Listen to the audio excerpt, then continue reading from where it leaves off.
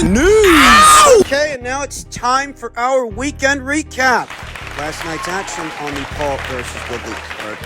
We're going to start off with the fight that left us with the least to mull over, the least to discuss, the Daniel Dubois versus Joe Cusumano fight. I mean, what are you supposed to say? You know, it's Daniel versus some unheralded guy that he was able to take out in one round, dropped several times. That fight was never intended to be a year mark of any kind or a litmus test to gauge where Daniel Dubois really is right now. I mean, I think we've had better year marks and litmus tests that tell us more about Daniel than Joe Cusumano could. I found it rather arbitrary that Daniel was making an appearance on this card. I don't know what that's supposed to herald, if it heralds anything. It doesn't. Most I can say is that Daniel looked the part. You know, he got the job done, did it in a jiffy. Hope he made very good money, and that's about it. I mean, what about Conwell versus Rubio? I missed it, if I'm being honest. As I tuned into the program, Tommy Fury versus Anthony Taylor was just starting. Guys were making their ring walk. I do want to say that Tommy Fury's performance in this 4-rounder, it was lackluster. It was underwhelming. Cringe, you could say. I did. Fury versus Taylor was a 4-rounder. And in those 4 rounds, I saw Tommy Fury struggle to land anything meaningful on this Anthony Taylor guy, who I'd never heard of before. He only has 1 professional boxing match under his belt. And it's a loss. A loss he suffered 4 years ago. Now he's got another loss just like it. Another one to keep that one company. Tommy Fury won the fight, but it's still an indictment on Tommy Fury's abilities as a boxer, because here you're talking about fighting a guy who ain't boxed another guy in roughly 4 years. Tommy Fury had a size advantage, very obvious size advantage over Anthony Taylor, and it being that Tommy Fury has been boxing in recent memory in the last 12 months, you would have expected the kind of sharpness, the kind of know-how, and the kind of ability that would have seen Tommy knocking this Anthony Taylor guy out. And that's not what we got. That's not what happened. And that is an indictment on Tommy Fury, who was intended to be one of the real boxers on this make-believe boxer's card. Jake Paul. I know that this Anthony Taylor guy, whilst having not boxed since 2017, I know that the guy's got something like 12 MMA fights, but 12 MMA fights don't equivocate to 12 boxing matches, you understand? You expect Tommy Fury to be able to go out there and deliver because he's one of the actual real boxers participating on this card. And I'll tell you, I don't feel like he did that. I don't. And Tommy himself, he don't feel that way either. You know, he doesn't rate the performance. Nor should he. Tommy had 6 professional fights, 6 professional victories in his professional record ahead of this Anthony Taylor fight. You would have thought that, okay, well, if this is your 7th pro boxing match, you're going to start showing some glimmer of your elitism, what could be your future elitism. And no, Tommy just failed to impress. Tommy, who in the very near future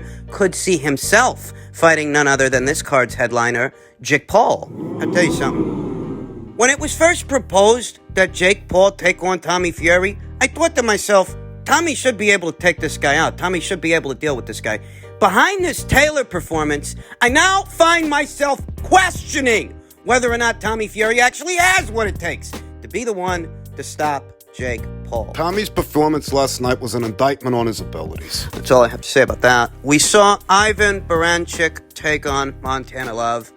What was a hard fight to watch, because if you've followed the career of Ivan Baranchyk over the years, you would have seen that he's not the fighter that he used to be. The Zapata fight in October of last year, that fight took something from Ivan that he can't get back. His aggressive style, coming forward, winging shots, the physical state of him here today does not allow him to continue being that fighter. And for Ivan, I'm not sure that he knows how to be any other kind of fighter. Any other kind of fighter than aggressive guy, it's all in your face, all in your wheelhouse, and lets him go. It appears that Ivan's punch resistance is gone. He was wobbled by Montana Love 2 times, at least 2 times, And he got dropped 2 or 3 times. before they stopped this thing. And they were right to do it. The aesthetic of the match was something in keeping with what we saw in the Guillermo Vergandiel versus John Real Casimiro fight. You know, Ivan, he's following Montana Love around that ring as Montana moves laterally, looking to set up Ivan for something big. And Montana found success in doing so. Walking Ivan into shots. The Zapata fight of last year was definitely a Fight of the Year candidate. And I think it's a fight that has left both Ivan and Jose Zapata compromised. Did you guys forget? Jose Zapata had a very close call with Hank Lundy. And if you ask around, you know, the people that saw that fight, they'll tell you that the Jose that fought Ivan, that wasn't the Jose that fought Hank Lundy. The Jose that fought Hank Lundy looked spent, looked less than himself. The same is true for Ivan Baranchik. Both of those guys left it all in the ring last year in October. They did. They lost something that they can't get back. Ivan Baranchik looks like a shot fighter. And Jose Zapata doesn't look too far behind him. Jose Zapata looks like he left it all in the ring with Ivan, the way Ivan left it all in the ring with him. I don't really think Ivan should be fighting anymore. Not trying to be the Monday morning quarterback or the armchair critic, but based on what I saw, it's not safe for Ivan to fight anymore. His punch resistance, it does seem like it's gone. And maybe what he can do is take some time off, work on things, see if he can't change his base style. I mean, that's wide-eyed optimism if I've ever heard it, if I've ever been guilty of it. But going out there, getting right in front of these guys, winging shots with your chin in the air, it's not safe for Ivan anymore. Something has to change. And if something doesn't change, the decorum should. The danger is there. Danger is always there. And the danger is real. I mean, just this past Friday, on the undercard of Clavel versus Vargas, Marie Puel was in action against Mexico's own Gina Zapata. And, you know, Marie, she scored a knockout. After scoring that knockout, after the fight was waved off, Gina Zapata collapsed. She had to be taken to the hospital. She's in critical condition, fighting for her life. And preliminary reports indicate that her condition has improved some since the initial knockout, though who knows for sure. Gina Zapata ain't but, 18 years old? I think she had been stopped 2 times prior to the Marie Puel fight, and the Marie Puel fight is just an example of how it's business as usual until it isn't. In this sport, you're better off calling it a career a little bit early than late. You're better off being too early than too late. That being said, I think Ivan should take some time off, take a holiday, and consider what the next chapter of his life will be, because I don't think it's very safe for him to fight anymore. It's just my 2 cents. We then come to the chief support, Amanda Serrano versus Yamileth Mercado. The aesthetic of the match was everything that I envisioned. Yamileth Mercado is a world champion, but not at featherweight. She's a world champion at super bantamweight, the division below featherweight. And Yamileth Mercado has never been known for her defensive wizardry, you understand. Yamileth Mercado, at her best, is a pressure fighter. And even at her best, she's not a hard target. She's not hard to find in there. She can be hit. You're going to see a lot of people oohing and eyeing over how it is Amanda Serrano looked against Jamie Mercado. Jamie Mercado, who, if you knew anything about the fighters ahead of the fight, you would have known.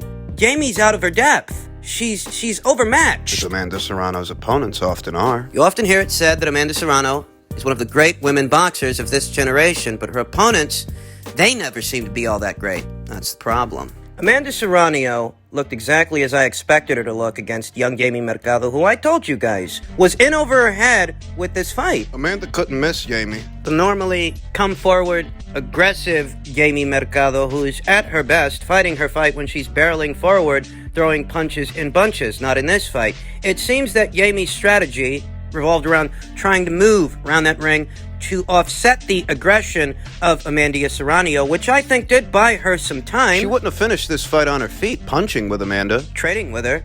Jamie Mercado is a super bantamweight champion after all, not a featherweight. Trading with Amanda was never the way to go. I was actually surprised that Yamileth Mercado was able to finish this fight on her feet and hear the final bell. I don't read that as an indictment against Amanda's power. I still think Amanda is the strongest puncher in the 126-pound division, the featherweight division. I look at this as a credit to Yamileth Mercado's punch resistance as opposed to an indictment on Amanda's power. I still think Amanda is the strongest puncher at this weight, and Jamie Mercado, she found that out the hard way, eating several southpaw jabs. Amanda painted the left side of Jamie's face with that lead hand. That right hand, that southpaw jab, visible damage, visible swelling. The body work was noteworthy, too. You have to give Amanda Serrano credit for targeting the body and targeting the body early. Always putting a little something in the basement. Future investment for those later rounds. So if this fighter thinks they can Ride it out.